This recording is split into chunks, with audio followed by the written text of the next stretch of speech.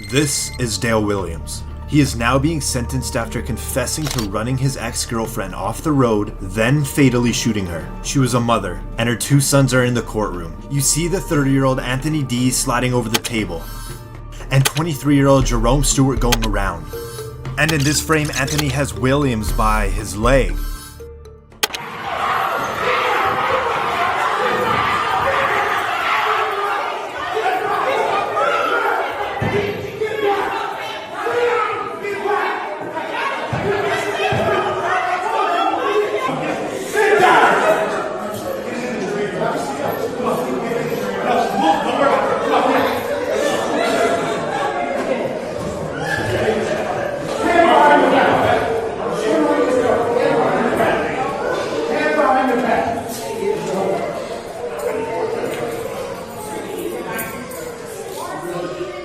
Killed my mother, man.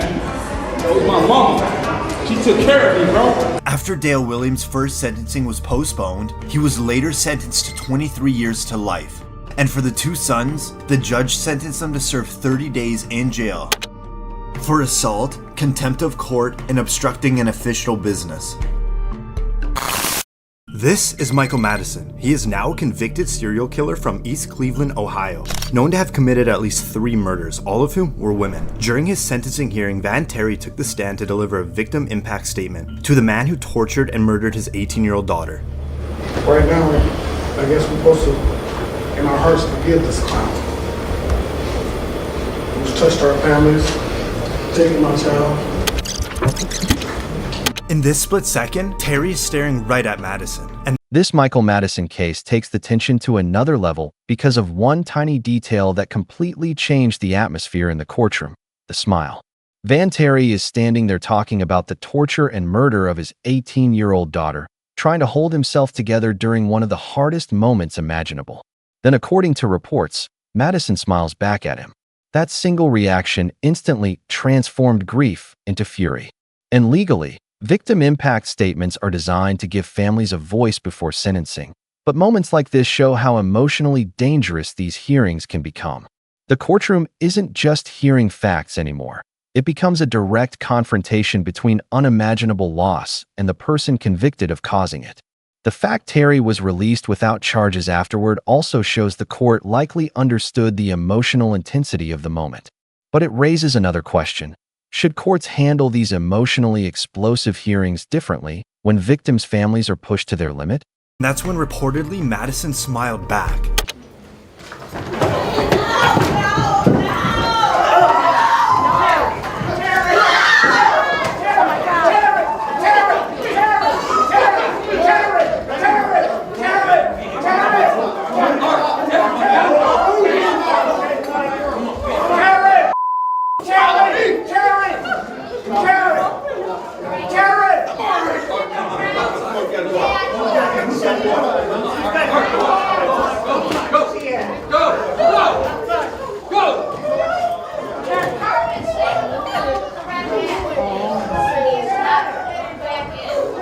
Van Terry is released without charges, and in 2016 Madison was sentenced to death, and he is currently being held on death row.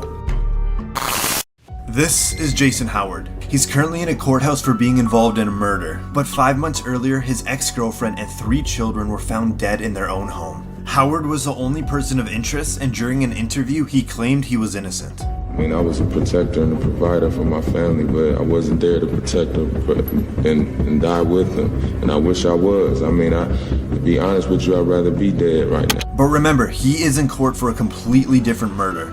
And the quadruple homicide of his ex-girlfriend and children is still unsolved. But the ex-girlfriend's family believes he is the one responsible for their deaths. The brother of the dead ex-girlfriend charges into the courtroom. The cousin of the victim now jumps in.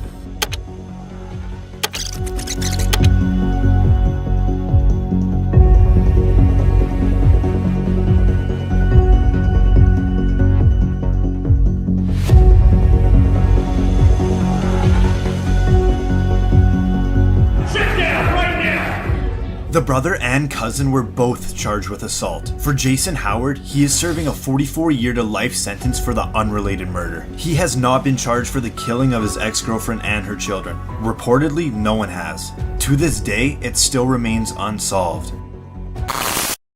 This is Larry Nassar. He is now an American convicted sex offender and former osteopathic physician. For 18 years, he was the team doctor of the United States Women's National Gymnastics team, giving him access to hundreds of girls and young women who he abused.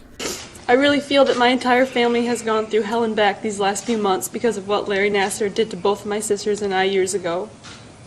I have known Larry Nassar for most of my life. He once was someone I had always trusted. Judge, would a distraught father have a chance to say something? Go ahead, sir. You son. We in a courtroom, we don't use profanity, but if you have some words that you would like to say, I would like to give you the opportunity to say I would ask you to, as part of this sentencing, to grant me 5 minutes in a locked room with this demon. I have Would you do that? That is not Yes how or our... no? No, sir, I can't. Would you do give me that. 1 minute? The Larry Nassar sentencing hearing became one of the most emotionally charged courtroom moments in recent memory because it represented years of betrayal by someone trusted by hundreds of young athletes. When the father asked the judge for 5 minutes in the locker room, with Nassar, you could hear the pain underneath every word. And the judge's response is important here. She understood the emotion, even allowing him to speak openly, but she also had to reinforce that the legal system cannot operate on revenge. That exchange perfectly captures the balance courts struggle with in cases involving horrific abuse. Victims and families want accountability that feels emotionally equal to the damage caused, while judges are bound by law and procedure. Still, the fact Nassar effectively received a life sentence sends a strong message about institutional abuse and the catastrophic consequences of exploiting positions of trust. And viewers watching this are probably asking themselves the same thing. Is any prison sentence truly enough in cases involving this many victims? You know that I can't do that. That's not how our legal system Well, I'm gonna have works. to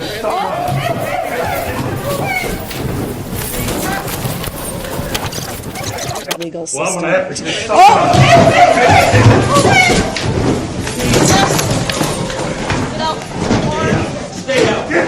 Preston Morgan, I'll be Matt, get over there, Matthew. Hurry up. I want that stuff. Behind your back. Give me 1 minute with that.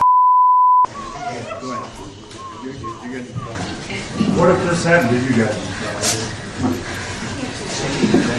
Not behave like that. No one can behave like this. I'm gonna make sure it's crystal clear. I'm sure Judge Price- You haven't lived through it, lady. You cannot behave like this. Nassar was sentenced to 40 to 175 years in prison for various charges, to be served after a separate 60-year sentence. That means he'll serve at least 100 years in prison, effectively a life sentence. And for the father, he won't face any criminal charges.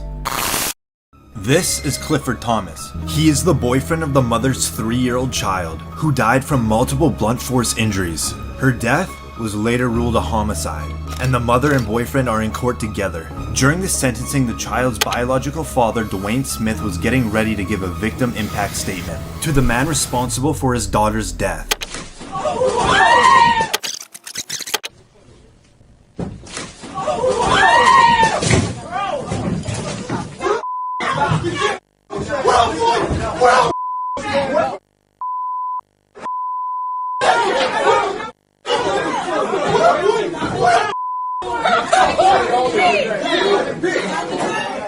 Thomas was sentenced to 57 months to 15 years in prison for involuntary manslaughter and 1 to 2 years for resisting and obstructing a police officer.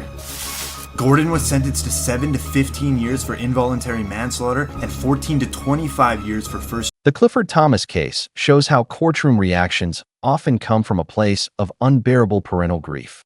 Dwayne Smith was preparing to speak about the death of his 3-year-old daughter, a child whose death was ruled a homicide after suffering multiple blunt force injuries. That context makes the outburst far more understandable emotionally, even though the courtroom still descended into chaos. What stands out here is the judge declining to hold Smith in contempt. That decision likely reflected an acknowledgement of the emotional devastation behind the reaction.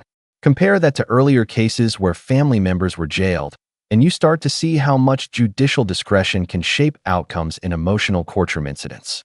The legal system tries to maintain consistency, but judges are still human beings witnessing unimaginable pain unfold in front of them. Cases involving children especially tend to change the emotional temperature of an entire courtroom almost instantly. Degree child abuse. And for Dwayne Smith, the judge declined to hold him in contempt of court. This is Tristan Lamoureux. He pleaded guilty to shooting and killing his wife. At the sentencing, the brother of the murdered victim comes up to give a victim impact statement.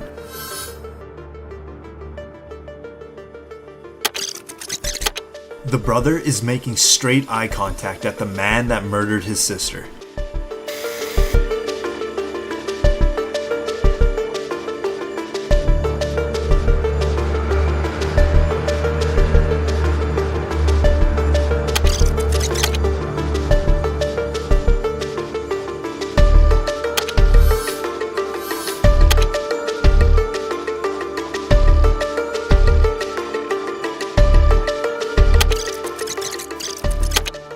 The brother was quickly removed from the courtroom, and according to reports, he was also not charged. And for Tristan Lamoureux, he was later sentenced to 15 years to life in prison.